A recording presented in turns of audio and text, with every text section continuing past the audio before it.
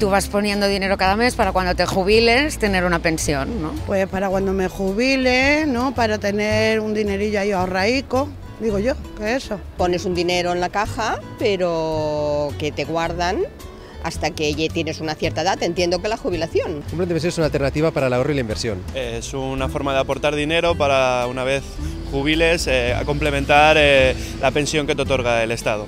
Las ventajas de un plan de pensiones yo creo que la primera es la tranquilidad, es decir, saber que desde ya te estás ocupando de lo que te va a pasar en un futuro. Haciendo un plan de pensiones tienes varias ventajas. Por un lado tienes la ventaja fiscal.